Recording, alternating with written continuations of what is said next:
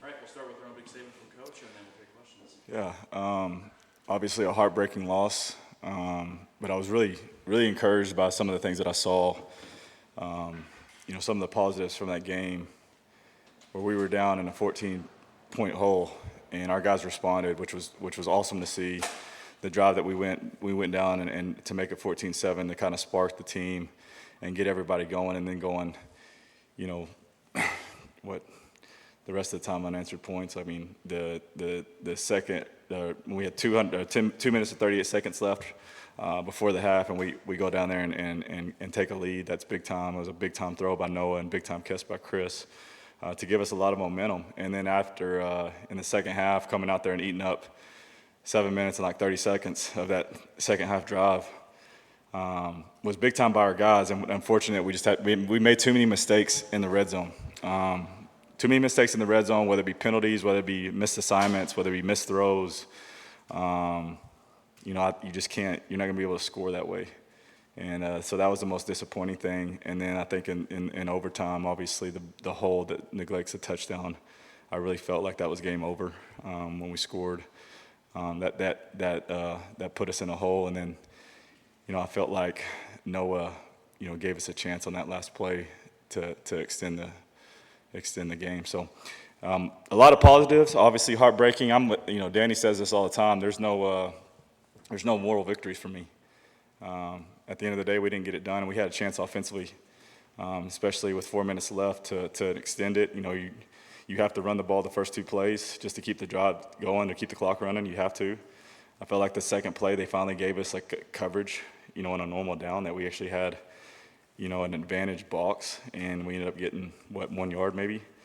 And so, on the third down call, we have Chris Hudson wide open on the return route. We just can't get to him because we can't pass off the twist game correctly. So, lack of execution kind of ended that drive. And so, like I said, at the end of the day, we didn't get it done, and there's a lot of things to clean up. But I'm really proud of our kids because they freaking battled. That's the most encouraging part. And then obviously on Sunday, you would think, with that type of loss, our kids would be down. It's probably the most energetic Sunday I've been a part of, not because they don't care, just because they got a lot of confidence, and they know they should have won that game.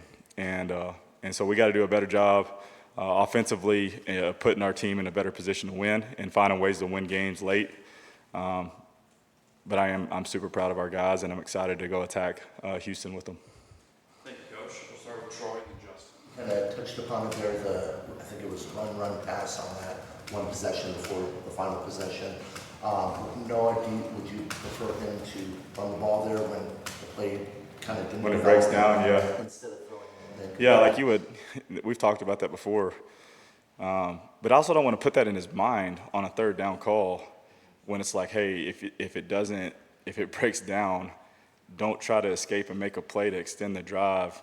And I think that's just like in his mind at the time it was going on. He had to hurdle a guy and get it and expand. And next thing you know, the 54, the Mike linebacker triggered on him. It's there in a hurry. So, yeah, it sounds good. And I think on paper, when you watch it, it's one of those things that's like, man, just eat it. But in the heat of the moment, that's hard to eat, right? You're trying to make a play. And so, yeah, I think on what is it, CIA, Danny, that we do? The CIA reports? Yeah, eat the ball. As a competitor, it's kind of hard to do. Justin and Jason.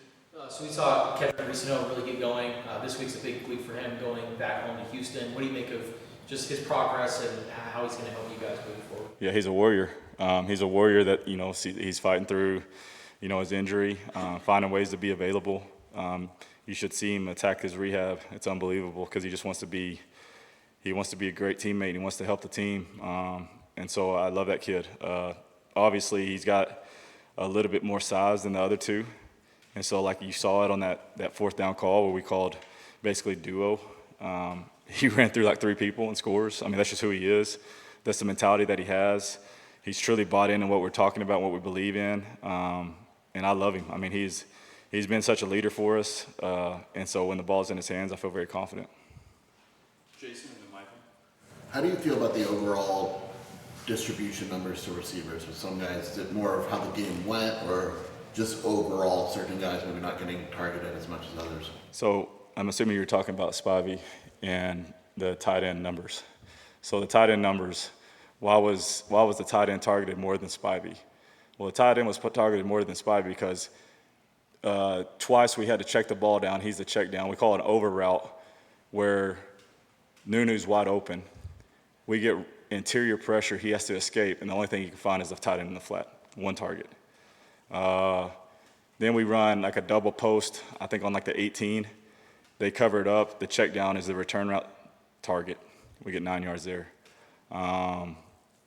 The two calls that we had to target the tight end, one was a wheel route that I feel like Noah missed, and he'll tell you that he missed. I think there's 2 throws he wished he had back, and this is one of them.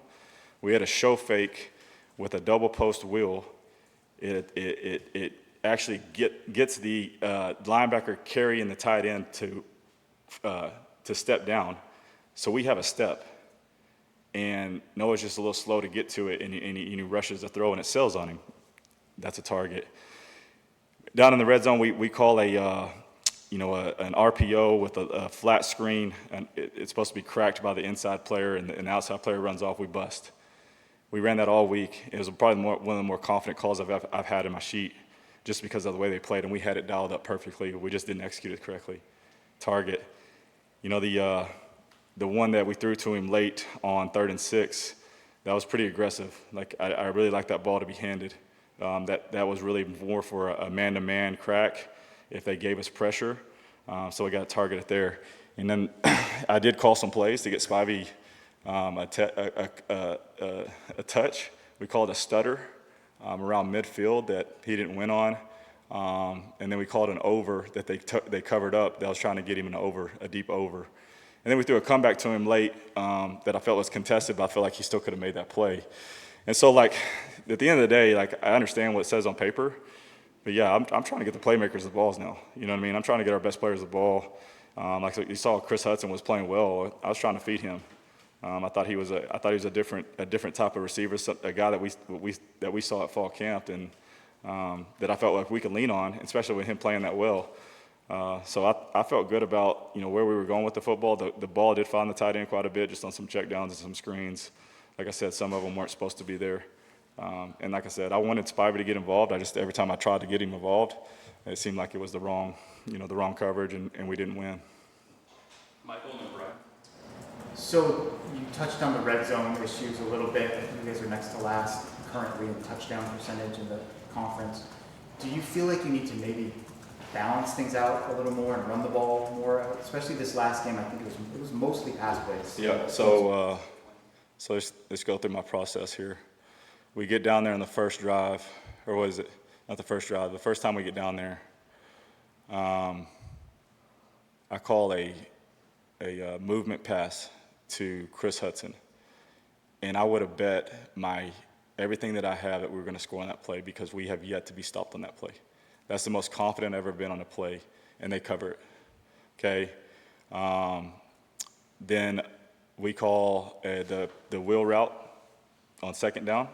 That pops wide open. So if we complete that, then sure, no, we're not having this discussion. And then we run the bunch on the 3rd down that Chris pops wide open. And those are the 2 throws that Noah wishes he had back. I mean, 2 throws he normally makes, 2 throws he makes in practice all the time, 2 throws he missed. And then we go down, and there was a couple times like we threw RPOs when the ball should have been handed. So I did call runs, and we got a little aggressive sometimes. But sometimes he got aggressive. Like one time he got aggressive and threw kind of like it was supposed to be a rub route to Nunu. They played too high, like to throw it, and he got aggressive and threw it anyways. Shoot, man, he gave him a chance, hit him around the hands. You know what I mean? So if he catches that, are we still having this discussion? You know what I mean? So it's just like, I think the biggest issue is like, yeah, should I run the ball at times? Absolutely. But it's not like I'm just calling passes. I am calling runs. But you also have to have this element of RPOs just in case they do stack the box. Now, do I think Noah got aggressive at times of going after it? Yes, I do. Do I need to fix that? Yes, I do. Do I take accountability for like us not being good in the red zone? Absolutely. That's on me. But I'm going to own it. I'm going to fix it. Like in the overtime drive, we ran the ball. The one that we scored, we did run the ball. And then on the second one, I didn't want to take it out of his hands. Our best player is number 1. And so I wanted, number one, to have the best chance to go win the game. On second down, it was 2nd and 10. I did call a run. We spit, a flat route, which we've never done since I've been here. You know what I mean? Just trying to be too aggressive again. And if we hand the ball, it probably walks in. So there was some runs called that I felt like would have been successful runs. We just got to fix like how we're throwing RPOs and when we can throw them, and understanding, the difference of what I'm looking for and what I'm not. So I think, again, like at the end of the day, yes, it's on me and I need to fix it, and we're working on it. Brian and Troy. Well, since you brought up some specifics and all that, rather than being asked about it, so obviously you're aware of like what people are saying about it. How do you not let that affect what you do? My wife. I tell them what you want to say. Yeah. She's on me all the time. No, to be honest with you, I think I'm probably my worst critic. I've always been that way. Danny knows this because he's had to talk to me a couple times. But I want to win more than anybody. And the reason I want to win is because I think these kids deserve it and these coaches deserve it. I work extremely, extremely hard, and I take a lot of pride in my work, and I take a lot of pride in my organization. I take a lot of pride in my plans. I think we've had plans to go win games every single time. Whether they were executed or not, obviously that's still, that's not up to debate. Obviously there's been two games where we didn't really execute that well enough to win. But these kids believe. And so, after a heartbreaking loss like that, I wake up the next morning and I got multiple text messages from our players. And they're telling me like they're owning it. They're saying like, hey coach, I let you down, or believe, man, let's go attack this week, let's go get Houston. I mean, like our best players are texting me in the middle of the night, hey, we still believe, man. And so that gives me a lot of motivation, and it keeps me encouraged. And at the end of the day, man, it comes with the job. Like, you want to be a quarterback? I mean, Josh Allen's one of the better quarterbacks in the world. He gets freaking criticized. It's like, what? Pat Mahomes gets criticized. You know what I mean? Like, the world's greatest coaches get criticized. Bill Belichick is getting destroyed right now. You know what I mean? Like, it's just part of the job, and you know that. So, as a quarterback, I've kind of always, I've played at a high level where, you walk into a classroom and you win a game and everybody wants to high-five you and take pictures. And then when you lose a game, there's a school newspaper with how bad you suck, and nobody wants to look at you. You know what I mean? Like, that's just part of the job. Troy and Jason. One of the things that kind of went under the radar was the block on that 4th and 1 by Cam Barmore.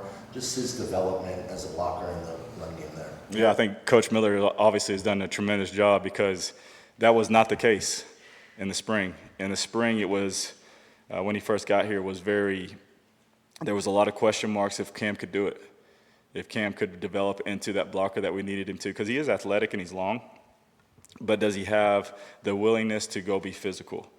And the transformation that he's made since the spring has been huge. And I give a lot of credit to Coach Miller, because Coach Miller is a great developer. He does have a unique way to get to kids. He does bring a really aggressive mentality to his coaching and his philosophy and in his room. And so, and then Cam has bought in completely. And so that's why you see really growth from him. And we feel really confident about him. So I'm excited about it. He played, there was, like you said, the 4th and 1 block. There, on the touchdown that got called back in the overtime, he buries number 16. Like, puts number 16 on his back. So there was a lot of good things from Cam Barmore, and I'm excited to see where his progression throughout the season for sure. The last two will be Jason and Justin. Initial thoughts on Houston? Well, they're a top 25 scoring defense and top 25 yards per game defense. So, it's another good defense that we're going to have a great plan for and go execute and not beat ourselves. So they do a great job of mixing up the front, which, it seems like all good defenses right now do a great job of mixing up the front and keeping you guessing and keeping the combinations and the communication always an issue. They have an interior, I think it's Carlos Allen, I think that's his name, number 5. Like, he's a dude. He's a problem, and they loop him all over the place. It's hard to really get a one-on-one block on him. I think the two edge guys are really strong, and they do a really good job of setting the edge and forcing everything back into the junk. And then I remember we played actually the nickel is a Georgia Southern transfer, and we played him last year at Marshall, and he was a stud. They actually had to play him at corner, and I put my best receiver on him because he's not very big, and I went after him, and he shut us down because he's a tough dude, and he's a football playing Joe now. So they got some really good players, and they got a good scheme. You can tell they're playing at a high level and playing with a lot of confidence, so it's a great challenge for us. Now I do think our guys are excited about this challenge, I'm kind of double down on this, but our guys, the way they approached Sunday and the way they approached Monday and the way they approached today's practice, you would have never known that we just came off a heartbreaking loss that, we should have won. And those kids are over it. Those kids know that Houston's the next opponent, and that's the biggest challenge, and they're ready to attack it. It's probably the more encouraging practice that I've seen on a Tuesday, which is shocking to me, and I'm encouraged by it. I really like our kids. They are resilient. They fight, but the effort, energy today was phenomenal. We'll wrap up with Justin. So being a Texas native, did you have any games against Houston area teams, and what do you think just about Houston football culture? Yeah, we played there. I want to say it was my redshirt freshman year. We played at Houston. I think we lost by one in the final seconds, and I'm pretty sure one of our linemen punched a hole in the visitors' locker room. It was a big ordeal with Leach still there. It was quite a scene, but they I think obviously Houston's a hotbed for recruiting.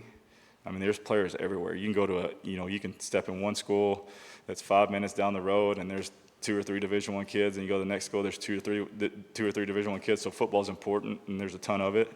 And so, if you have a coach there that can get that program running, I mean, you don't have to leave the Houston area to find really good talent. So, football's a big deal, and going back home, obviously the state that buys into football being important it's a lot of fun, and it's gonna be interesting to see what's the environment that early.